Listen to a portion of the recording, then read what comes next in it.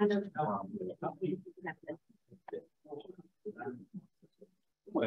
I enjoy looking at it. I've been building this so long. But I just didn't know. Once I know that that's the I typically trying to find the source. Oh, we can find it. Whatever. I mean, it's like 1, 2, 3, 4, 5. Which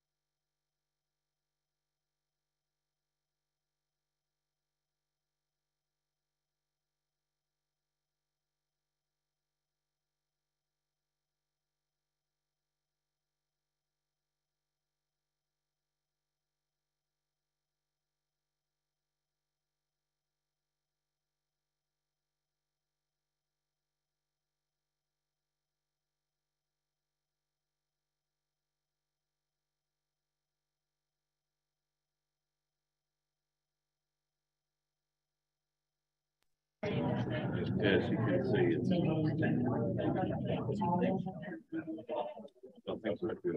Now my together, but I mean, I played like the one back nine together. Sunday, and I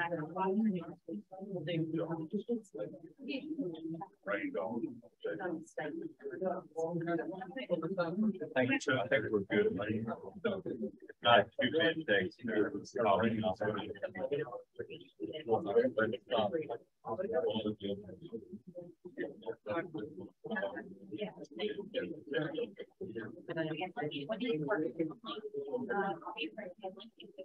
So this is what we're here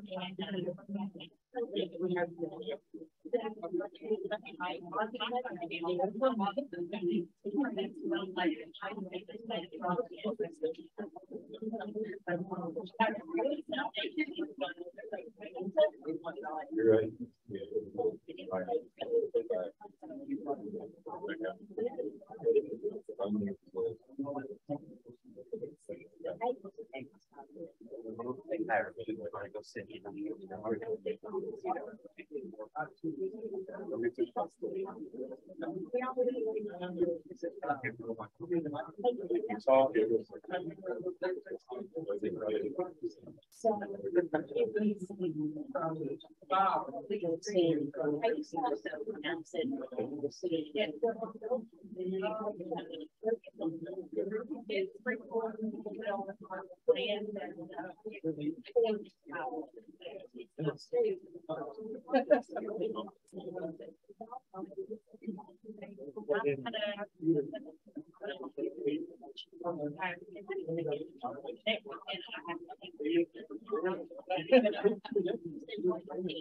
She's on solo.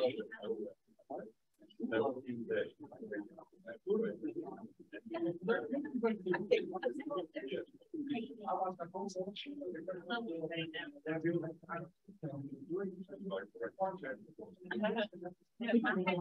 international for weekend, so I'd rather take my money on my set.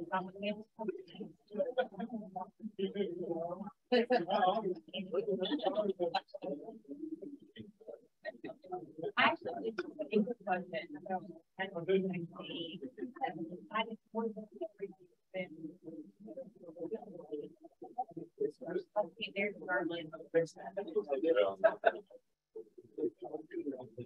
I will charge you like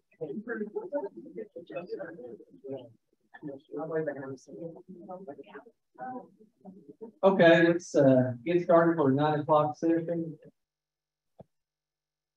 This is a property management process, a study of best practices involved with property management. Our first session dealt with title opinions, which obviously is one of the first functions in our right-of-way phase. Whereas now we're going to be talking about property management, which is on the tail end of the right-of-way phase, and obviously just as equally important. Property management, we're talking about clearing all of the acquired improvements from the fee simple, permanent easement, temporary easement areas.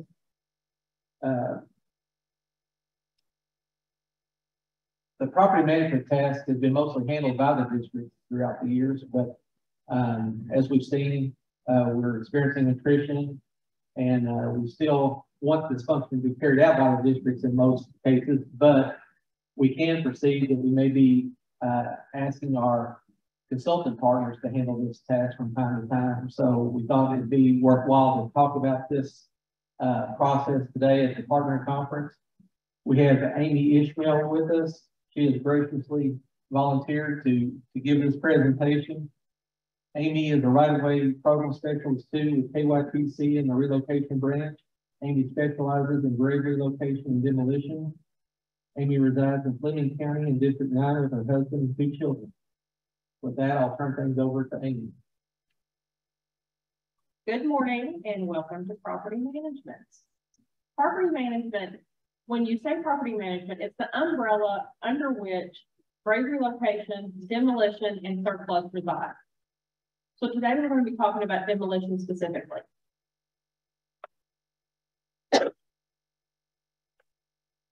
Demolition begins at project authorization. I know demolition comes at the end of a project, but that's not the first time you need to think about it. You need to start thinking about the demolition process as well, because completion of that is what gets you to having your project cleared and ready for construction.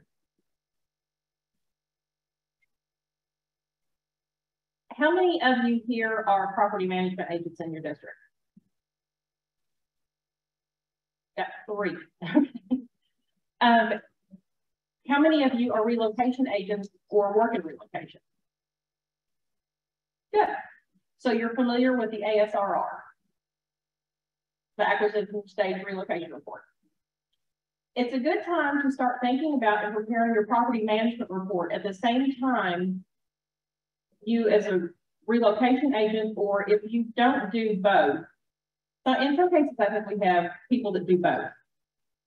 Your property management agent and your relocation agent can work side to side in preparing both reports, because it gives you both a good look at what is on your project and what you have coming up that you're going to have to deal with.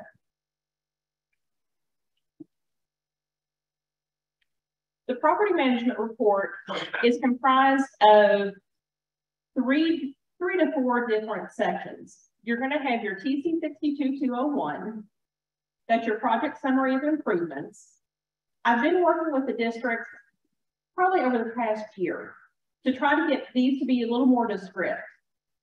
When you fill out the description for the improvement to be removed on your property management report, I would like to see an estimate of square footage of concrete, pavements. I also want to see what the exterior covering of that improvement is. I want to have a good picture of what it is that's going to be torn down.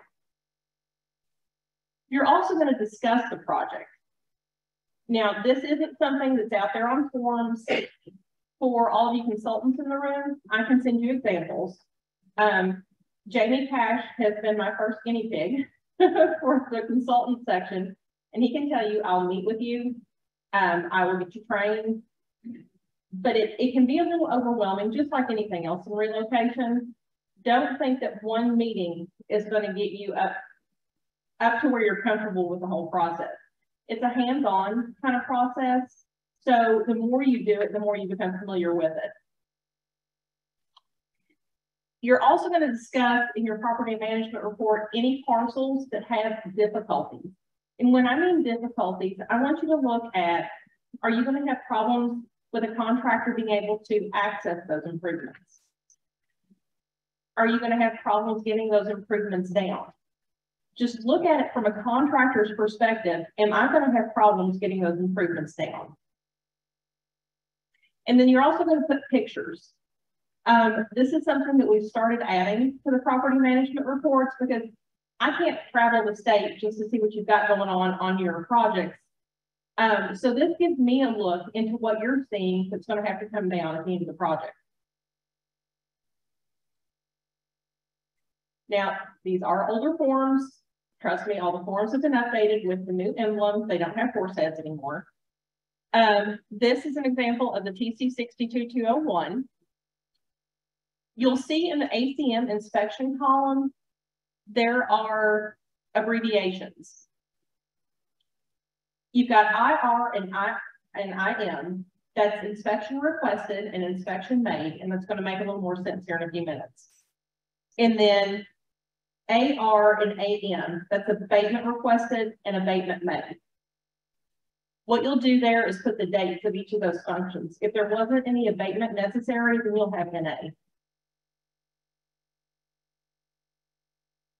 Now, we also have demolition checklists, similar to relocation and acquisition. It tells you what we need in each of those packets when you send it to me. Just go down through there, check it off, and you're good to go.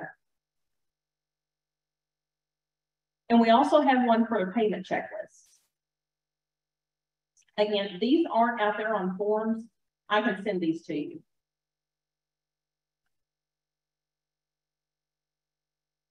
But I want you to stop and think prior to getting to this position. You have to make sure you have those keys in your hand.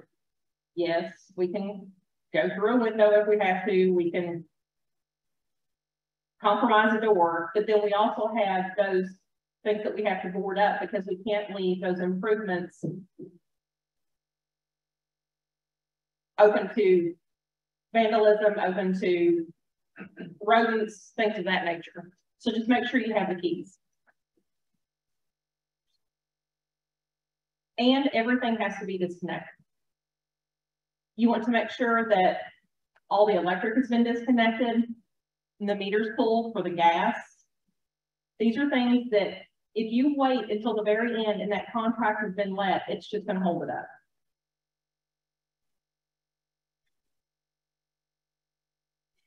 The first thing you'll do is request your asbestos inspection. This is done in a memorandum. Again, these are things that aren't out there on forms, but I can send these memorandums to you so you have an example.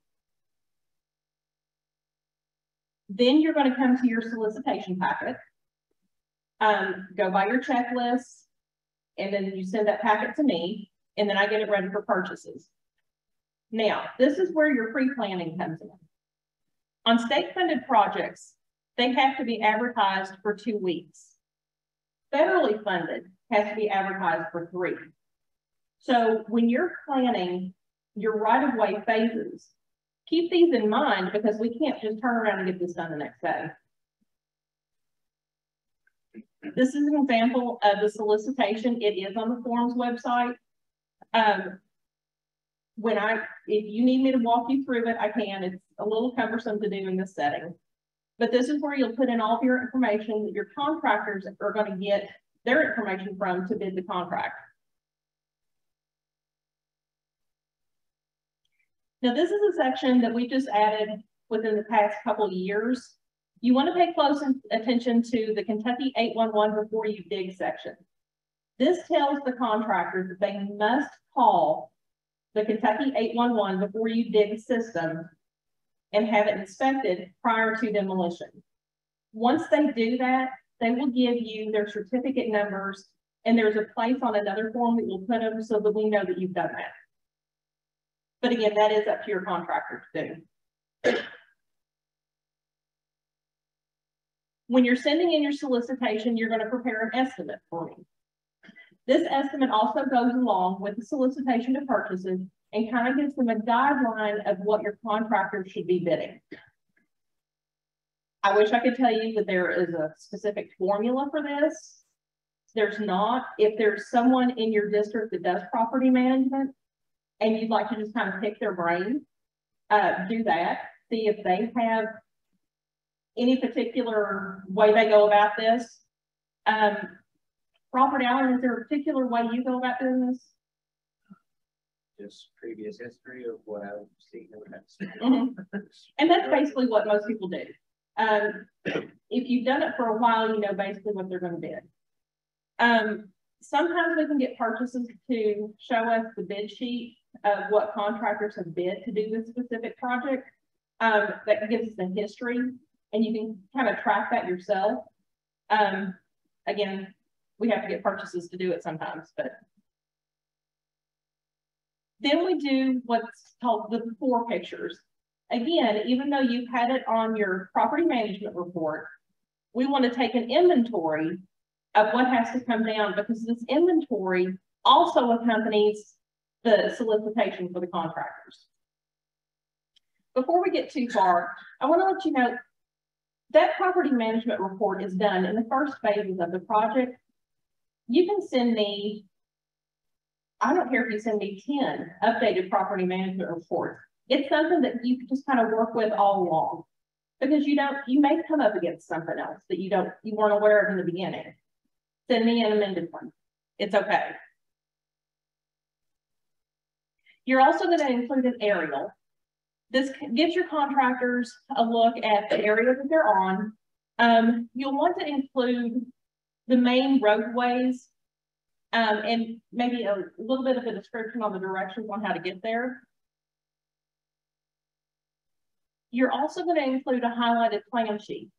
Again, this gives your contractor a look at what area they're going to be working in so they can plan on, are they going to have traffic control? Are they going to come up against inaccessible areas that you haven't planned for. These are all things that the contractor is going to look at when they bid that solicitation.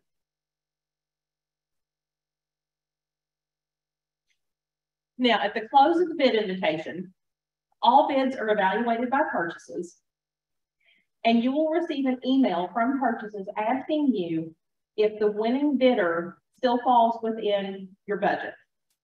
In most cases, it does, because in most cases, it's not too far off of what your estimate was.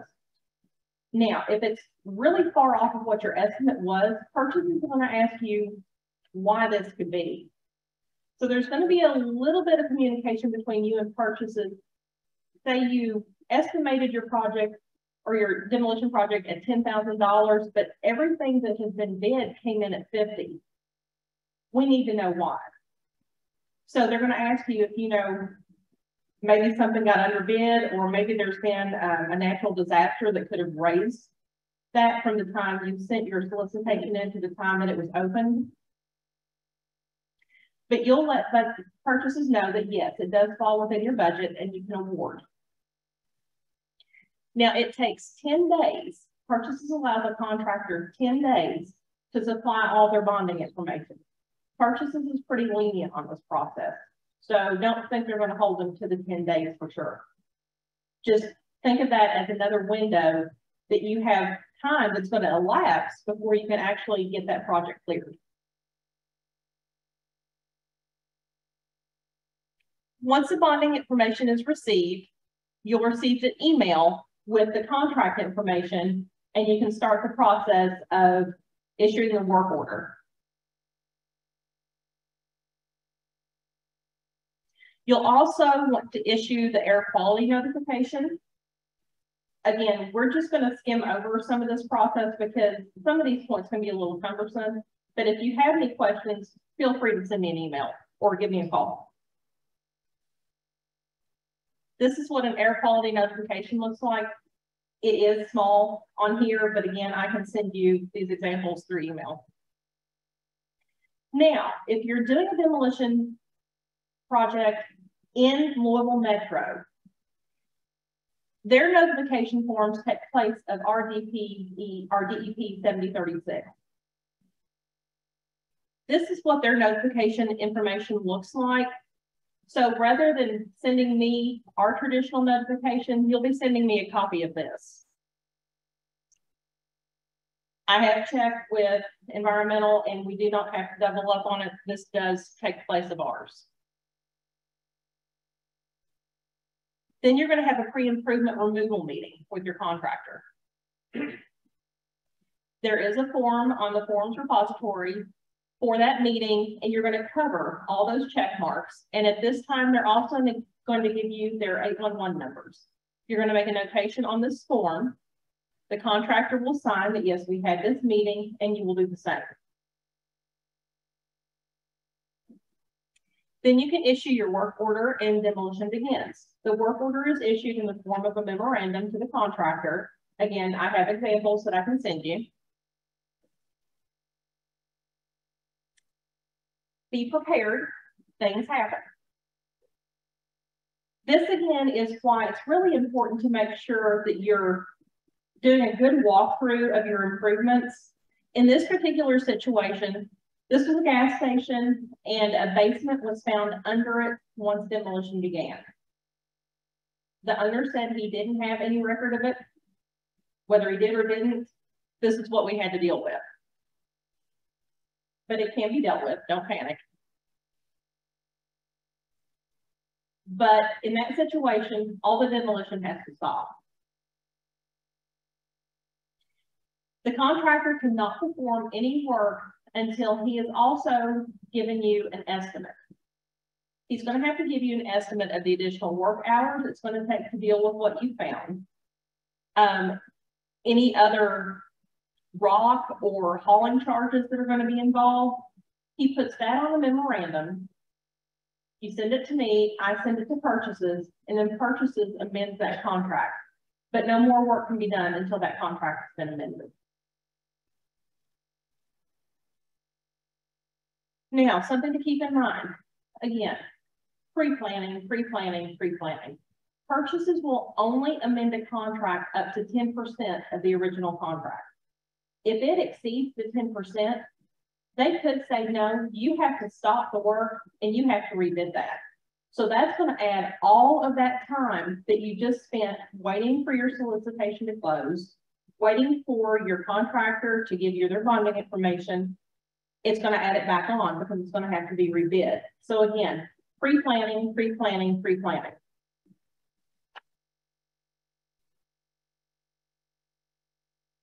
It's crucial.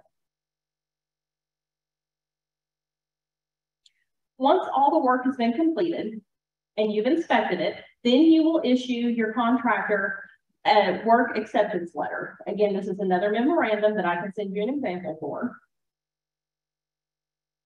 But when you issue that work acceptance, you're saying, yes, you have completed your contract and everything is done to spec. After everything's been done, you've issued the work acceptance, then you're going to request a payment. And again, that's a check sheet. Just go down through your check sheet and you submit that packet to me and we'll get that payment. The payment packet includes an invoice signed by the contractor and the right-of-way supervisor, a copy of your work order, your work acceptance. It also includes the asbestos information. It includes your inspection log. It also includes pictures of the parcels once all the demolition has been completed. The contractor is also going to give you receipts from their hauling to a dump site and whatnot, or road control. And you're also going to finish your PC 62201. Remember, that's your project summary of improvements. So you're going to fill in all of your asbestos information and all the other information, and you're going to submit that as well. And then you're also going to submit a performance evaluation. Purchases requires us to do a performance evaluation on all contractors. Now, this is also where you make note, if you've had difficulties with that contractor completing that contract, you would have already made me aware of it.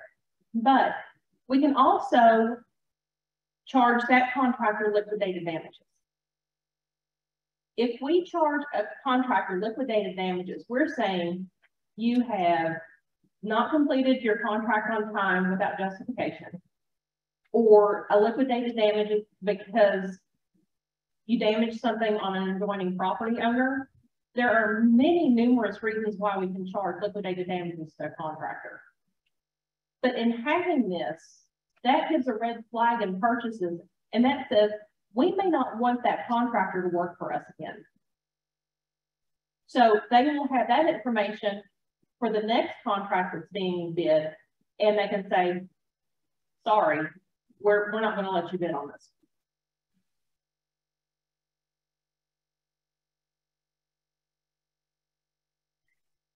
Things to remember. When in doubt, ask. Always use the current form. And you always want to use your checklist to make sure that you have everything that's needed.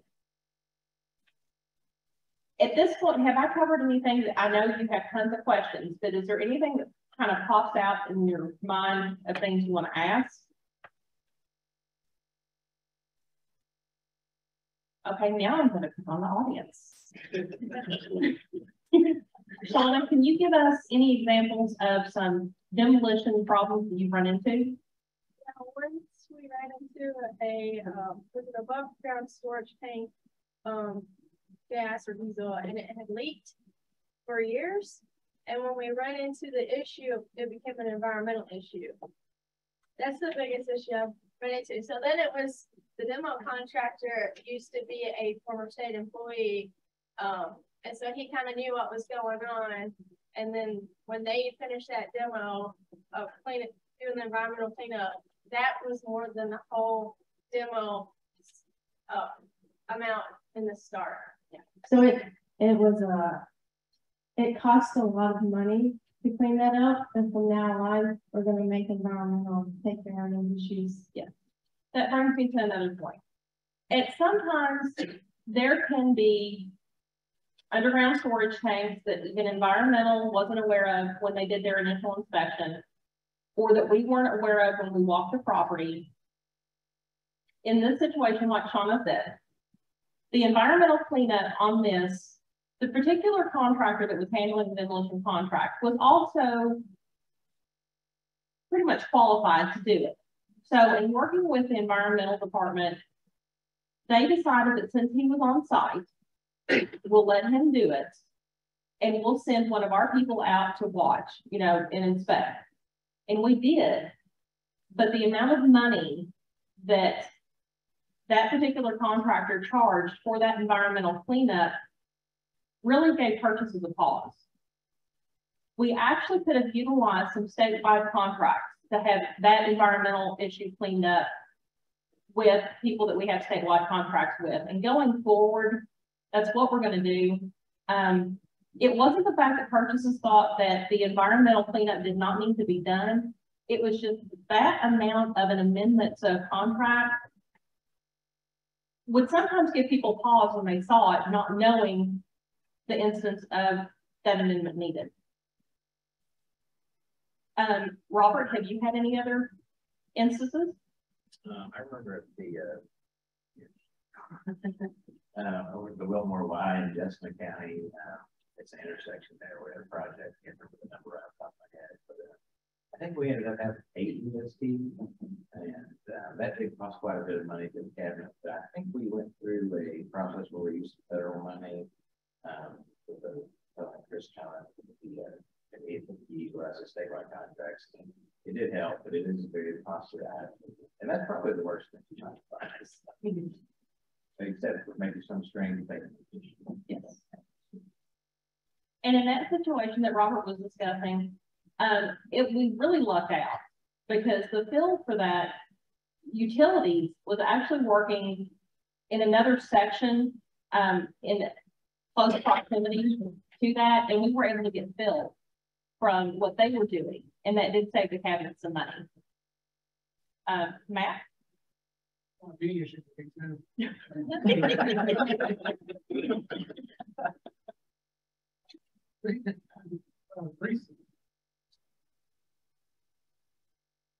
had an issue, one that I'm going to run into again that we're working on trying to figure out ahead of time is signs, business signs that have power to them that aren't a separate power, like the billboard, you know, have its own meter, and you can use the electric company to remove that power. We have signs where the business owner or the business has the power under the signs, and if we're not purchasing the entire business, then we have to work out trying to remove power from right of way to remove the sign, and you know, still working with property owner on, you know, what their preference is for, you know, if they're going to put up a new sign, then they're going to have power somewhere. And again, you know, a lot of times those that power is running across the parking lot or whatnot. You know, if we have to remove the electric going to that sign, you know, what do we do about this? You know, we have to go back and work again with all the property owners to be able to enter their property to remove breakers or wherever, and work with them on, you know, what their preference was on moving that power from those signs. When it comes to working with utility companies, it's going to be crucial that you can still work in conjunction with that property owner or the previous property owner, because I'm going to tell you now, those utility companies will not talk to us because those initial meters and those initial electric services were not in our name. Even though we purchased the property through acquisition, it doesn't matter. That's why it's also crucial to make sure a lot of that is disconnected prior to getting to this space. I think there's a question from online. How many demolition contractors are actively bidding on KYTC contracts? We don't have an exact number.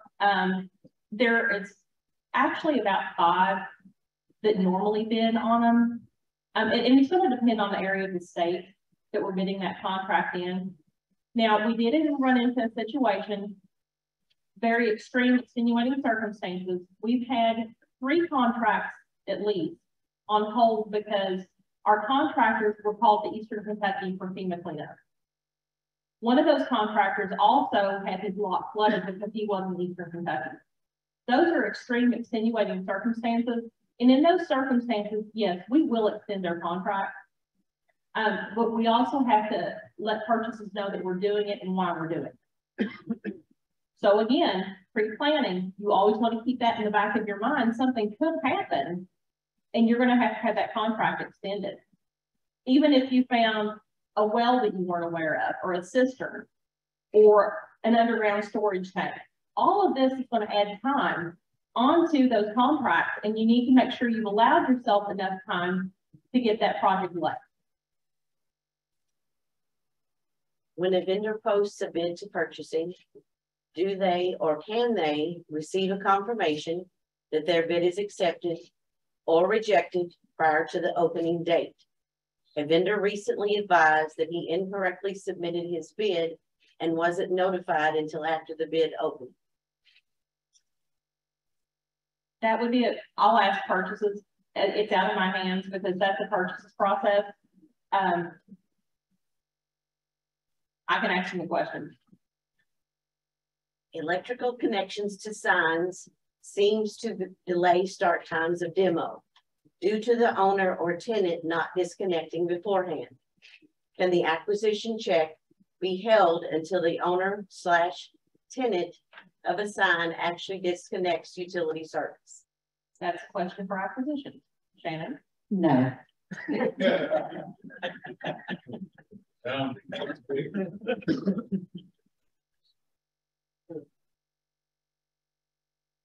Ricky, with that, they need to stay in contact. The property management agent needs to be in contact with the property owners continuously to get that done. Don't wait till the last minute. Start as soon as the acquisition complete. You know, if you wait 6 months and then go back, yeah, you're not, those people aren't going to do anything for you. But if you're doing it at that time, you'll get more out of it. In short, there's nothing that we can withhold. But keep that line of communication open with those property owners and tenants, because you've got to get it done, or it's just going to really delay the process. That's correct. I mean, property management cannot be an afterthought. I mean, this is something that takes constant communication and coordination, not only with the utility companies, but, you know, with the property owners. I mean, this is a fluid process. And Amy, I don't know if you wanted to touch a little bit more on, you're talking about the inspections. You know, it's very important that you document these inspections, you know, the weather, things of that nature, when you're going to look at it. If no progress is being made, I'm just going by my own experience 20-some years ago. You're going out there constantly and there's no progress being made. Make sure you document that and the weather conditions, because it's inevitable they're going to may ask for an extension. And, you know, if there are things, if there are variables beyond their control, you know, we're more receptive to granting that extension. But, you know, which is procrastination, you know, obviously that's frowned upon. Again, we can charge them liquidated damages because they have held up the process. And it'll be documented and it will go on file for that vendor, and it will keep, in some instances, it'll keep that vendor from bidding other contracts. There was one situation in District 5 that the damage to the adjoining property owner was so extensive that the vendor, I believe, ended up owing us money in the end. And I don't believe they're bidding anymore. So now I will say most of the vendors that bid on our contracts have worked with us in the past, and they know the expectations, they know what has to be done. But like Kelly said, that also goes into your inspection journal. Do not phone in those pictures. I've had some agents have those contractors take pictures of the work that's being done that day. We do not phone those in. That's why you have state vehicles get out there and look at the project. And we can't stress enough the importance of those evaluations. You know, we hear constant complaints about certain contractors, but again, if it's not documented, it didn't happen. So that's why it's incumbent upon us to do our due diligence and complete those evaluations so that we do have a record that the purchases will acknowledge it. Jamie, would you like to give us your overall impression of the demolition process as a whole so far, since you've been our guinea pig? I don't know. Hang on, Tammy's coming to you.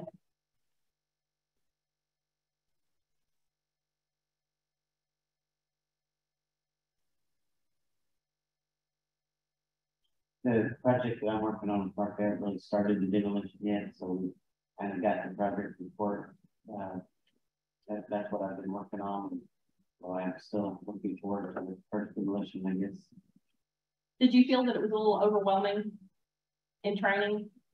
Yeah, it's a lot of pages and forms to kind of look at and complain with. Again, it's like relocation or acquisition. The more you do it and the more familiar you become with it, it gets easier. So actually carrying out those things through a project will make it a whole lot easier.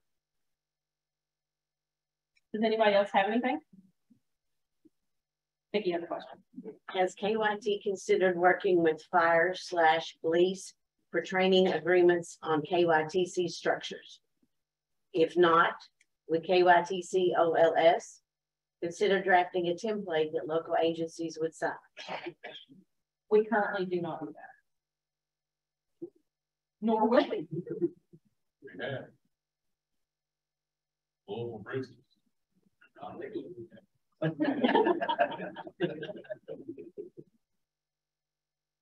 Tony, did you have a question? Yes, on your 201, your original property management report, the agent that's doing that, at least the original 201 needs to be done by somebody in the cabinet because our salvage values are on that, which comes from the property management agent. And that needs to be approved through your district, signed by you, your supervisor, and then Amy and myself before any appraisal. If there's a structure being acquired, because you have to have the salvage value for the appraisal. So make sure you're getting these done at the very start of the project. If it's going to be a consultant project feed out, make sure that the property management report is done and approved before your scoping meeting. This is something they've been stressed several times that these should and need to be done. Your scoping meeting is before you have final plans.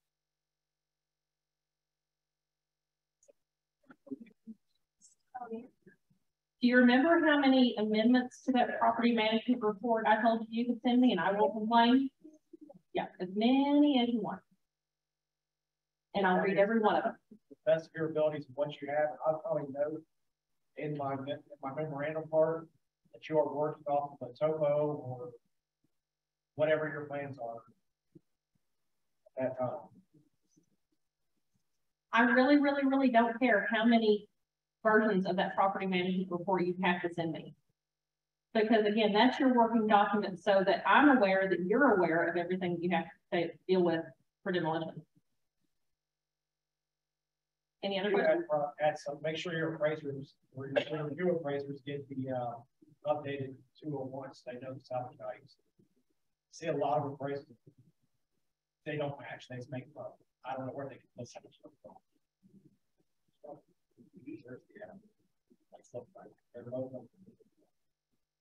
For consultants who think they're going to be doing this, I'll meet you in Frankfurt and we'll do a brief training, or I can even do it on Teams. You just let me know what you want to do.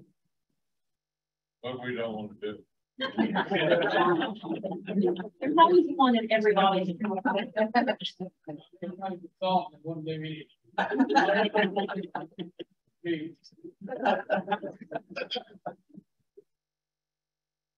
Mike Penny, did you have a question? I'll still put my hand down. Oh, okay. You're just kidding.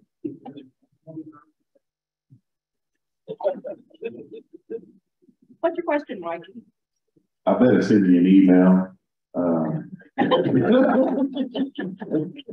I won't get into it here, but I will tell you that on a couple of our projects where we had demolitions and your form that you brought up, they do use, but I don't think we've sent copies. At least I'm not aware of any copies. I don't know if Bancroft or the consultants have sent those to you. So I'll need to follow up just so you have a copy of what's going on. So I'll check. Yeah, just send me an email and call us today. Anybody else? I have one other thing I wanted to reiterate, and then I'll shut up too. We have 1 minute. The 811, that number is crucial. If you do not have that number, we won't pay them. It's not gonna happen. I don't know how they're gonna find one, make one up, whatever. Don't ever make one up. Take the microphone away from him. If we don't have those numbers, 811 actually finds the cabinet.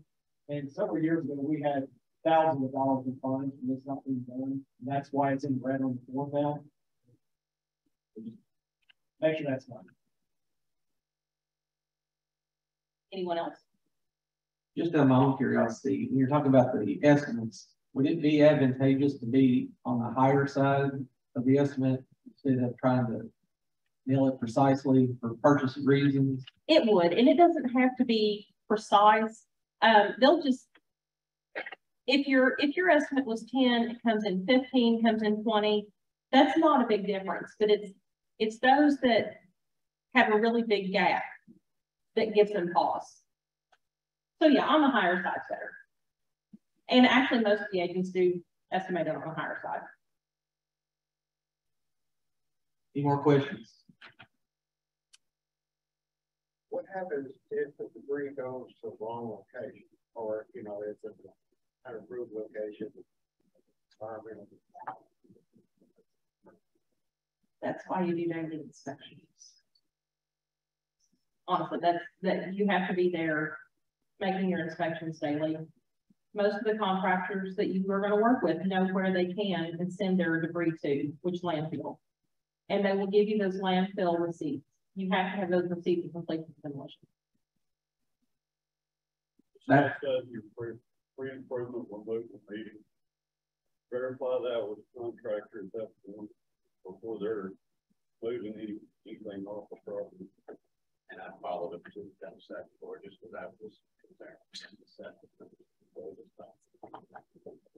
There's a bunch of people throughout the districts that those of you who don't do it, you can rely on their expertise because there's a lot of people that have done it for several years. Any other questions? Don't forget to complete your session evaluation on the app. And with that, we'll go ahead and conclude. Thank you. Thank you all.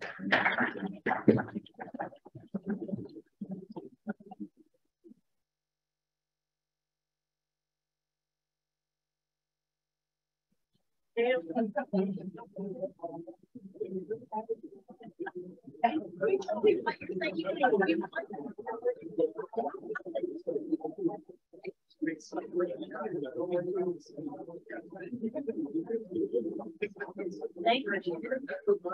you didn't read that, Vicki. Glad you didn't read that.